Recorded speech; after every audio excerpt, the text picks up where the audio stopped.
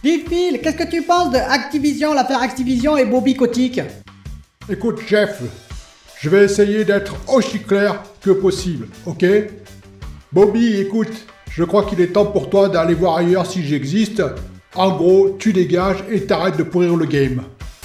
Monsieur Ryan, si je vous dis Bobby Kotick, vous me dites quoi alors? Écoute mon petit, là, pour le coup, tu m'as coupé l'envie de rire. Je vais te dire un truc, on peut être parfois en opposition, pas d'accord, mais là pour le coup, on est tous d'accord pour dire, là, les conneries, ça suffit. Je voudrais adresser un court message à Bobby Kotick. Mon grand, t'es naze. Naze. Naze.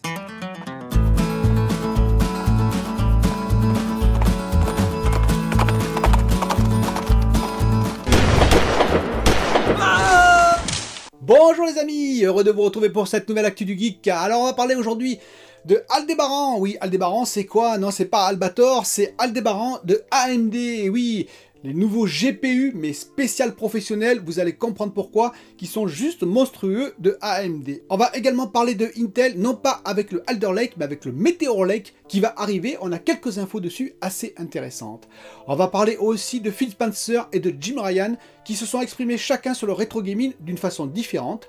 On va parler aussi de Phil Spencer et de Jim Ryan, qui se sont exprimés sur Bobby Kotick, alors Bobby Kotick, je ne sais pas trop comment ça se prononce, vous savez, le patron de Blizzard, qui est dans la tourmente, qui est dans le Blizzard, c'est le cas de le dire. Et on va finir sur un film et une série, et oui, c'est cadeau. Un film, c'est Red Notice, qui est apparu sur Netflix, et la série, c'est La Roue du Temps, tirée d'une série de romans très célèbres, de la fantasy, et je vous en parle tout de suite. Alors tout de suite, avant de commencer, eh bien n'oubliez pas de vous abonner, je sais, je me répète, d'ailleurs si vous êtes abonné, regardez si vous êtes encore abonné, parce que le mois de novembre est très difficile pour le geek et pour sa chaîne Le Bon, la Brute et le Geek, et oui, je suis un peu dans le blizzard moi aussi, en termes d'abonnés, donc n'hésitez pas à regarder si vous êtes abonné, je bute contre un palier de verre, visiblement j'ai du mal à passer les 16 000 abonnés, les fameux 16 000 abonnés. Entamons tout de suite la nouvelle sur Intel, très intéressante. Intel vient de sortir un prototype en Meteor Lake, CPU Meteor Lake, en Intel 4. Alors c'est quoi Intel 4? Eh bien ils disent que c'est l'équivalent du 4 nanomètres. En fait c'est du 7 nanomètres chez eux, c'est-à-dire qu'ils ont réussi, Intel, à faire du 7 nanomètres, parce que je vous rappelle quand même que pendant longtemps ils sont restés en 14 nanomètres, ils sont passés assez récemment en 10 nanomètres, et là ils avancent à toute vitesse. Eh ben oui, Pat Gelsinger avait dit, hein, il veut en 2023-2024 être parmi le premier, voire le premier en process. Et pourquoi Intel 4, c'est-à-dire équivalent 4 nanomètres, alors qu'ils ne sont qu'en 7 nanomètres? Eh bien c'est assez simple, je vous l'ai déjà expliqué, c'est la densité, le nombre de transistors qu'on peut mettre sur une même surface, par exemple 1 mm². Regardez ce schéma, vous voyez clairement que Intel, en termes de densité, est supérieur à TSMC et à Samsung, et prévoit dans l'avenir d'être bien supérieur alors à TSMC et surtout à Samsung. Et si vous regardez ce schéma, vous voyez qu'en 10 nanomètres Intel, en termes de densité, on est équivalent aux 7 nanomètres de TSMC, ce qui veut dire que sur la même surface, on a à peu près le même nombre de transistors en 7 nanomètres TSMC vis-à-vis du 10 nanomètres Intel. Or, pour le futur qui est maintenant, puisqu'ils ont processé apparemment des puces en prototype, je dis bien en prototype Meteor Lake en 7 nanomètres Intel, eh bien il serait l'équivalent en termes de densité au futur 4 nanomètres de TSMC, c'est-à-dire qu'il serait quasiment l'équivalent du 3 nanomètres. Ce qui est très important pour Intel pour ne pas être distancé par AMD, et voire même en termes de process, je précise, prendre le pas sur AMD qui pour l'instant est en 7 nanomètres et va passer probablement en 5 nanomètres lorsque Apple passera en 3 nanomètres. Alors on a eu des nouvelles sur les nouvelles cartes graphiques, les MI200, donc en l'occurrence là c'est la MI250X, qui servent pour les supercalculateurs, vous savez, pour tout ce qui est intelligence artificielle, pour le monde professionnel, pour tout ce qui est calcul avancé. Et c'est assez monstrueux puisque la carte en question, la MI250X, est composée de 2 GPU, vous savez, en MCD, multi-chip module, je vous ai expliqué, et chacun ferait 29 milliards de transistors. Et oui, 29 milliards de transistors en 6 nanomètres en plus. C'est-à-dire qu'AMD, pour le coup, là, sur ces supercalculateurs, ils ne sont plus en 7 nanomètres, mais ils sont passés en 6 nanomètres. Donc vous voyez, côté AMD, ça avance aussi, ça essaye de grignoter des places chez TSMC, et c'est logique. Alors le bébé en question, les 2 GPU qui sont reliés ensemble, feraient du 48 teraflops. C'est d'architecture CDNA et non pas RDNA. RDNA, c'est Special Gaming. C'est tout ce qui tourne autour du jeu, des instructions spécifiques au jeu. Par exemple, le ray tracing, donc il y a des instructions spécifiques pour le jeu. Alors, en hardware, je précise, alors que côté CDNA, c'est plus tout ce qui est calcul, intelligence artificielle, prédictif, etc., etc. Mais c'est une carte ultra puissante puisque les 2 blocs GPU forment 220 core units, contre 80 core units par exemple pour une RX 6900 XT. Vous imaginez quand même le bébé, un bébé qui va consommer, oui, entre 500 et jusqu'à 750 watts en pic peut-être. C'est une estimation bien entendu, ce qui est assez logique, hein. Alors même si on est en 6 nanomètres, ça veut dire qu'on consomme un petit peu moins que le 7 nanomètres. Pour les RX 6900 XT, deux GPU de ce style-là, avec 220 core units, vous imaginez en tout, et ben oui, effectivement, on va consommer plus de 500 watts largement, ce qui fait qu'on aura un refroidissement liquide obligatoire, un water cool, comme on dit, pour ces cartes-là. La largeur du bus mémoire est de 8192 bits, et oui, vous avez bien entendu, 8192 bits, ce qui fait 3,3 GB/s en termes de transfert, c'est juste énorme. Par contre, j'ai lu que les puces feraient peut-être 750 mm², ce qui veut dire qu'à la fin, on n'aurait que 34 puces bonnes, à peu près, sur une plaquette de silicium, c'est un calcul que j'ai fait, 34 puces bonnes, ça veut dire, comme il y a 2 puces, vous imaginez, 2 puces par carte, ça veut dire 17 cartes qui sortiraient par plaquette de silicium, ce n'est quand même pas énorme, mais pour moi, elles ne font pas 750 mm². Pourquoi? Parce que la RTX 3090 de chez Nvidia, je vous rappelle, qui est chez Samsung 8 nanomètres, fait 630 mm² pour 28,3 milliards de transistors. C'est-à-dire à peu près l'équivalent en termes de transistors, par puce, hein, parce qu'il y a 2 puces bien entendu côté AMD, mais par puce, l'équivalent à peu près en termes de transistors. Et pour un process quand même qui est de 8 nanomètres, versus 6 nanomètres, et il y a une sacrée réduction entre les deux, en particulier sur le graphe que je vous ai montré tout à l'heure, où TSMC en termes d'intégration est même légèrement meilleur que Samsung. On peut donc en conclure que ces puces feront plutôt 475 mm² et non pas 750 mm², ce qui est quand même beaucoup plus raisonnable. Et donc là, ça donnerait plutôt 74 puces par plaquette de silicium et donc 37 systèmes complets pour les MI250X de AMD à venir. Passons maintenant à l'émulation. C'est assez intéressant. Phil Spencer a pris la parole pour dire qu'il était pour une émulation légale, c'est-à-dire, vous savez, des émulateurs qui seraient dans la Xbox Series X en particulier, ou Xbox Series S par exemple, pourquoi pas sur PC bien entendu, pour émuler les vieux jeux, des systèmes qui ne peuvent pas faire tourner, les nouveaux systèmes qui ne peuvent pas faire tourner les vieux jeux. Évidemment, c'est un petit pic à PlayStation. Oui, finalement, Phil Spencer, il en profite, hein, parce qu'évidemment, en termes de rétrocompatibilité, il est le roi, hein, avec sa Xbox, la Xbox Series X et S.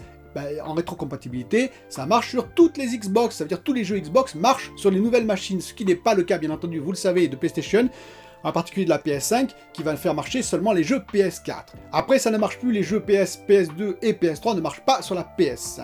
Et donc, Phil Spencer, il dit, voilà, c'est pas normal qu'on perde des jeux, des anciens jeux, qu'ils disparaissent dans la nature, un peu comme les vieux films. Si nos machines pouvaient les émuler, ça permettrait à certaines personnes de pouvoir jouer à ces anciens jeux. Côté Jim Ryan, c'est totalement différent le discours, et là aussi je dirais c'est quelque part normal, puisque lui il a une épine dans le pied, une petite épine, mais une épine dans le pied, côté PS5, puisqu'elle n'est pas un rétro gaming sur effectivement les anciennes machines, et qu'est-ce qu'il dit? Il dit écoutez, il a assisté à un événement Gran Turismo, et il dit j'ai vu Gran Turismo et Gran Turismo 2, les deux premiers titres de la franchise, et il dit franchement c'était moche, et c'est ce qu'il dit, hein, c'était moche, qui veut jouer encore à ces jeux-là? Là, je suis pas d'accord avec Jim Ryan, je le dis en toute honnêteté. Après tout, liberté à chacun de vouloir jouer aux jeux qu'ils veulent. Moi, j'ai un ami qui a par exemple repris récemment Gods des Bitmap Brothers. Je vous rappelle, en 1991, on y avait joué, lui sur Amiga et moi sur Atari. Alors ce jeu, on le trouve sur PC, effectivement, en émulation, on peut parfaitement y jouer. Mais voilà, une émulation légale pour jouer à tous les types de jeux, pourquoi pas? Lui, il apprécie ce jeu, il a voulu le refaire une fois, il l'a refait, et il est passé sur autre chose, Far Cry 6 en l'occurrence, donc il joue à des jeux nouveaux, mais de temps en temps, il se fait un ancien jeu comme ça. Je pense que chacun a la liberté de choix. Si vous aimez le rétro gaming, ce qui n'est pas mon cas, moi je joue à très peu de jeux. Une fois que j'ai terminé, moi je passe plutôt à des nouveaux jeux, mais il y en a qui adorent le rétro gaming, je le sais. J'ai d'ailleurs vu des émissions spéciales sur le rétro gaming, il y en a même pas mal de la part de youtubeurs. Eh bien écoutez, le choix est donné, et effectivement, un émulateur qui permettrait d'émuler au moins les jeux de la première PS, de la première PlayStation et de la PS2, écoutez, ça coûterait rien à personne, je pense. C'est à voir, bien entendu, mais ça coûterait rien à personne et ça permettrait effectivement à certains de retrouver de vieux titres qui leur avaient tant plu à l'époque. Là où je suis un peu plus d'accord avec Jim Ryan, qui a été le premier à prendre la parole, et c'est très bien sur cette affaire, c'est avec Bobby Kotick, l'affaire Bobby Kotick Blizzard. Et oui, Blizzard qui est dans la tourmente, comme je l'ai expliqué, dans le Blizzard. C'est-à-dire que l'État californien a déposé plainte l'été dernier contre Blizzard pour une culture toxique, c'est-à-dire effectivement du harcèlement moral et harcèlement sexuel dans l'entreprise. Entreprise qui compte 4700 employés quand même, c'est juste énorme Blizzard. Et donc là, face aux révélations du Wall Street Journal, eh bien ils ont été obligés effectivement de prendre la parole, et de Sony, Jim Ryan a pris la parole en disant qu'évidemment il était très inquiet des pratiques qu'il y avait à l'intérieur de Blizzard, et bien entendu Phil Spencer a immédiatement emboîté le pas pour dire effectivement qu'il n'était pas non plus d'accord avec les pratiques de Blizzard. Donc Bobby Kotick est dans la tourmente, est-ce qu'il va rester? Il faut savoir qu'actuellement 12% des employés de l'entreprise ont demandé son départ dans une pétition, en sachant que bien entendu il n'y a pas d'anonymat. C'est pas comme sur YouTube, là vous êtes obligé d'afficher votre nom et votre prénom, alors que vous travaillez dans l'entreprise sous la responsabilité de cette personne et vous demandez le départ de cette personne. C'est très risqué, mais bien entendu, il y a beaucoup de monde qui ont écrit dans cette pétition, et même maintenant l'actionnariat, une partie de l'actionnariat d'Activision a demandé le départ de Bobby Kotick, qui donne quand même l'impression d'être assez toxique vu les révélations qu'on a eues. Bien entendu, il faudra attendre le jugement. Pour conclure, je dirais simplement que personne n'est intouchable et c'est tant mieux, même si vous êtes un bon patron, et je ne suis pas sûr que ce soit un bon patron, entre guillemets, en termes de croissance pour l'entreprise, en termes de rayonnement. D'ailleurs, Blizzard, ces temps-ci, était également dans le Blizzard côté jeu, mais même si vous êtes très bon, ça ne vous dispense pas d'un comportement exemplaire. Alors maintenant, parlons films et séries rapidement, aucun spoil, rassurez-vous, zéro spoil comme d'habitude, je vais juste donner mon sentiment. Je vais vous parler de Red Notice avec Dwayne Johnson, Ryan Reynolds et Gal Gadot, les trois acteurs principaux, les trois poids lourds quand même qui sont dans ce film. Donc bien entendu, Gal Gadot, vous la connaissez en Wonder Woman, Ryan Reynolds, vous le connaissez surtout en Deadpool, et oui, un peu cinglé, ce super-héros un peu cinglé, un peu à l'envers comme on dit, il joue très bien d'ailleurs dans Deadpool.